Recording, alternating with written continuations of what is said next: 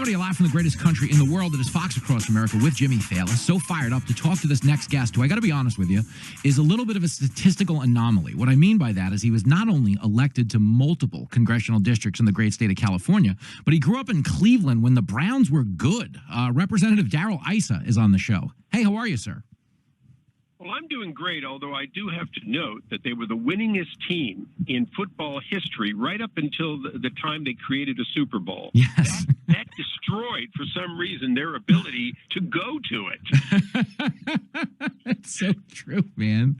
And I don't know why they're abstaining from the Super Bowl, but if it makes you feel any better, our New York Jets have been doing it every year except for one. So we're kind of linked like that. Yeah, well, although I will say, it's not that I'm a loser, because I think my life has been blessed, but it is amazing that I moved from Cleveland, where the Browns left, to San Diego, where the Chargers left. And I keep saying, is it me, or is it something about these cities? I don't know what's going on there, but I mean, in both instances, I think it was addition by subtraction for your city, because neither one of them was setting the world on fire. But I appreciate you joining me today, and I always have to work in. And I'm glad. Good. You're going to work in something more serious than this. I can see it coming. I'm trying. I mean, ideally, not much more. But you wrote an op-ed in the Washington Post talking about how impeachment serves no purpose but to basically further damage and divide the nation. Have you seen anything in the past 2 days that changed your mind about that? No, I haven't. As a matter of fact, when I was there yesterday, I attended the impeachment, if you will, for a short while, and very quickly, as I saw them send us pictures, or send America pictures, basically, because they weren't really talking to the senators, all of whom have made up their own mind, including Patrick Leahy.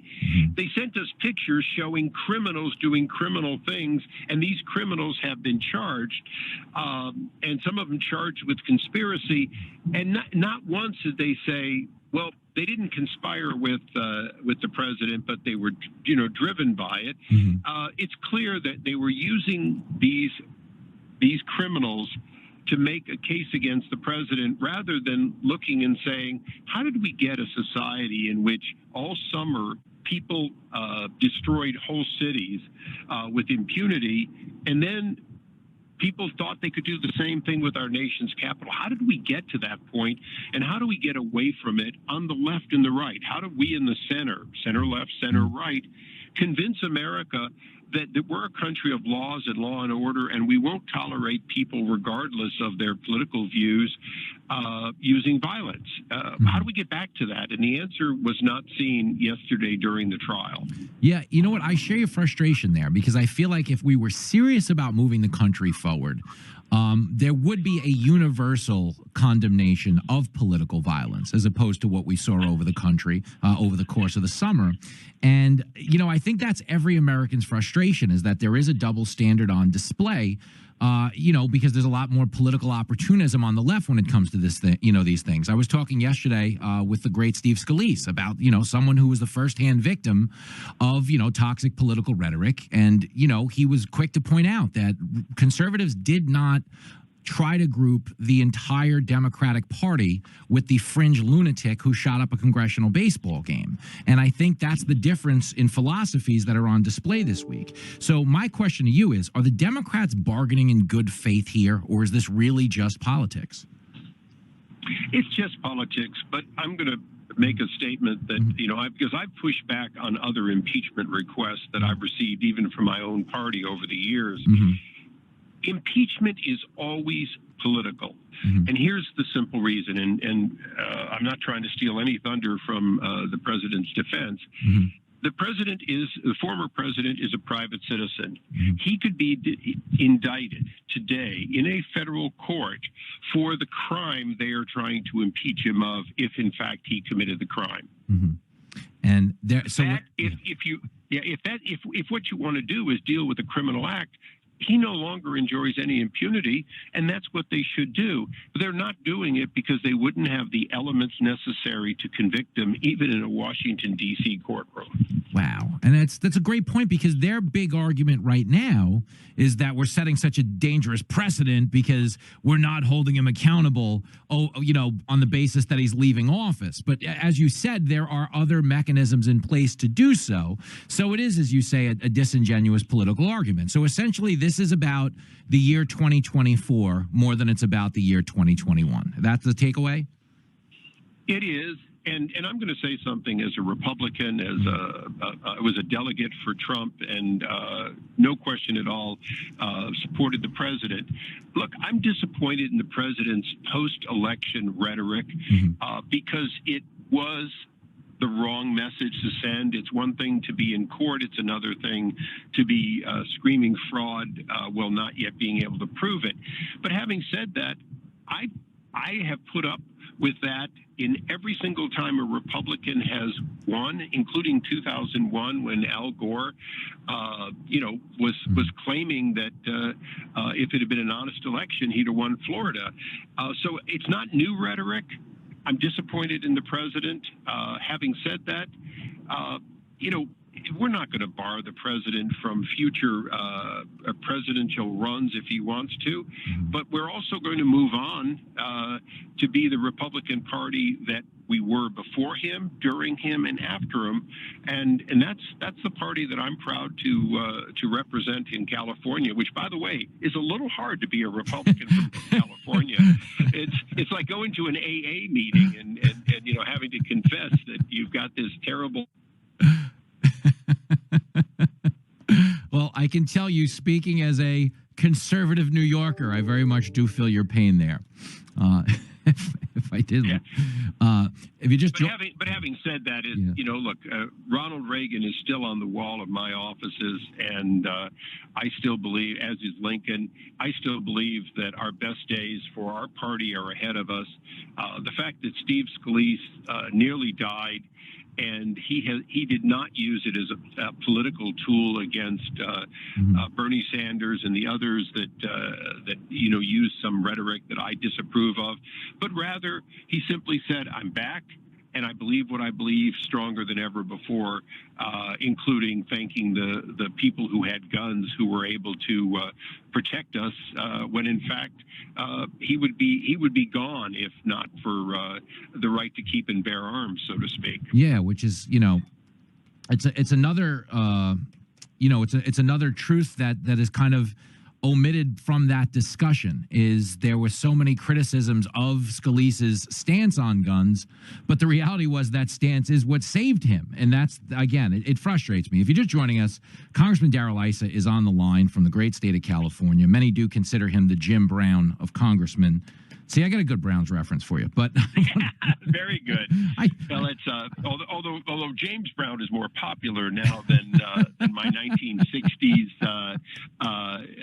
football player.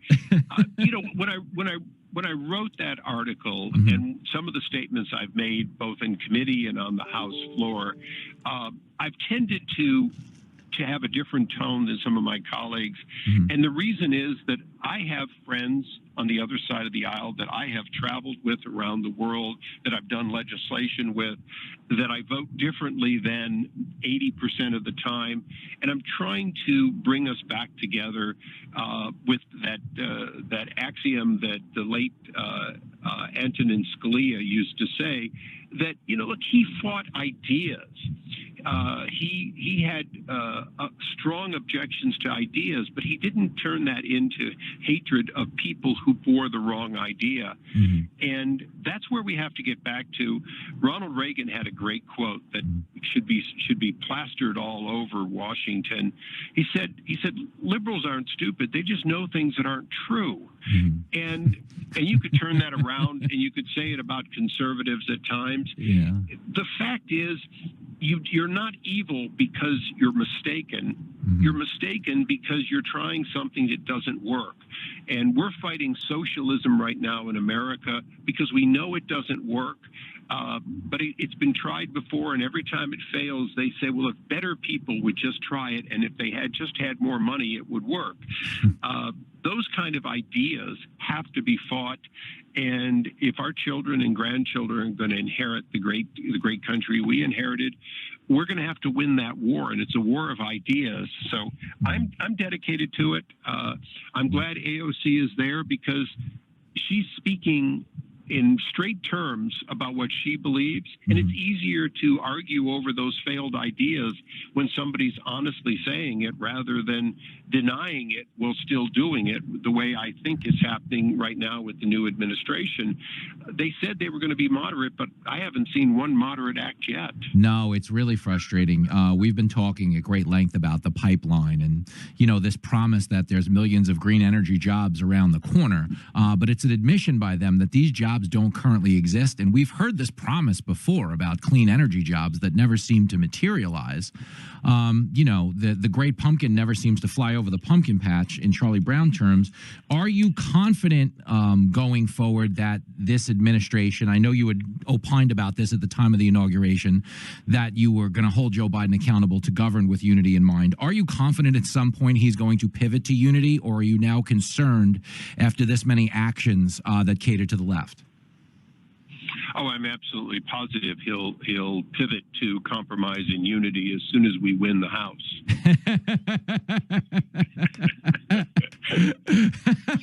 That's spot on. Thanks for putting the ball right over the plate so even I could hit it. Sometimes we throw you a nice underhand pitch. We need you to put up good numbers on this show. Not that you needed the help, but yeah, that was a home run. Well, Congressman, I appreciate the time. I know the op-ed is at the Washington Post, and I'll have everybody check it out. Thanks for joining us today. Okay, thanks so much. You're the best. Take care. There he goes. Darrell Issa, great representative from the state of California. His op-ed is in the Washington Post. And basically, everything you heard us discuss right there, this is Washington Times. Everything you heard in the Washington Times. I know, what am I at the Post? I wouldn't have booked him if he was in the Post. You said Washington Post. Get him out of here. I'm kidding. Get him out. I know, it's the Washington Times. And the point is, Darrell Issa basically said, he is a guy that has been in this government at a time when working together wasn't, a four-letter word. It wasn't something that was frowned upon not only by the lawmakers, but the people who put them into power. Okay, I say this a lot. The reason this show has a little bit of a loose vibe from time to time is because we're trying to create an atmosphere where people can coexist. Because the people in Washington work for us. They're supposed to work for us. They're not working for us. They're not representing our interests. They're just fighting over power every day. But the God's honest truth is we've incentivized that by cardoning off into our respective corners and just cutting every issue down the middle. I'm on the right, you're on the left. Let's duke it out. One of us has to win.